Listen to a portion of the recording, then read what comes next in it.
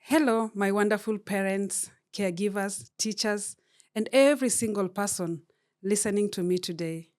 Welcome to this podcast. My name is Sophie Sijenyi, and I'm so happy that you are here with me today.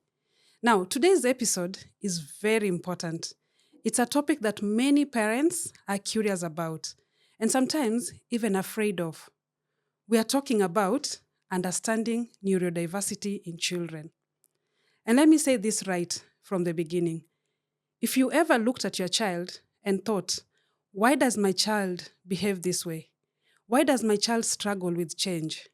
Why does my child seem too sensitive? Why is school so hard for them, yet they are so smart? Why does my child melt down over small things? I want you to breathe. You are not alone. This episode will help you understand what neurodiversity means, clear confusion, remove stigma, and most importantly, help you support your child with confidence and compassion. And in the next episode, I will be joined by my very good friend, Dr. Onala, who will bring psychoeducational perspective and professional perspective to deepen this conversation. So let's get it on. So neurodiversity means not all brains work the same way. And that is normal. Just like we have different skin tones, different personalities, different talents, we also have different brain wiring. So some children process the world differently. They may learn differently, they may communicate differently, they may respond to emotions differently, and they may experience sound, touch, and movement differently. And I want to emphasize this clearly. Neurodiversity is not a curse. It is not a punishment. And it is not something to be ashamed of. Neurodiversity includes children with things like Autism Spectrum traits, ADHD, which is attention deficit hyperactivity disorder, dyslexia and learning differences, sensory processing differences, speech and language challenges, social communication differences. And here is something that I need you to remember. Many neurodivergent children are not less intelligent. In fact, some are extremely bright, but their brain works differently. Now, let's address a painful truth. Many neurodivergent children are not struggling because they are bad, in quotes. They are not struggling because they are misunderstood. A child may be called stubborn, rude, lazy, undisciplined, attention-seeking, when in reality, the child may be overwhelmed, overstimulated, anxious, struggling with transitions, struggling with instructions, struggling with expressing their feelings. Let me say this slowly. What looks like bad behavior may actually be nervous system in distress. Sometimes the child is not refusing. The child is overwhelmed. Sometimes the child is not being difficult. The child is just overloaded. Sometimes the child is not disrespectful. The child is simply dysregulated. And this is why parents, we must shift from asking, what is wrong with my child, to asking, what is happening inside my child? What is my child trying to communicate?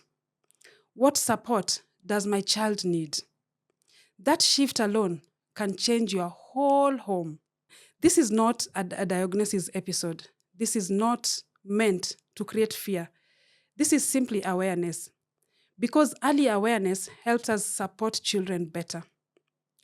So, some signs that you might notice include delay in speech or unusual speech patterns, very strong reaction to sound, touch, clothing, food, or smell, difficulty in making or keeping friends, difficulty with eye contact, but not always, sometimes, hyperactivity and impulsiveness, extremely struggling with routines or routine changing, repetitive action like rocking, flapping, lining up things, emotional outburst that seems bigger than the situation, difficult focusing or following multi-step instructions.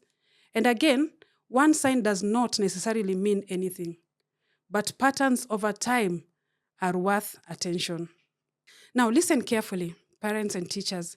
Neurodivergent children do not need more shame. They do not need harshness. They do not need tough love. They need support. They need 5 things that are mostly important. Acceptance.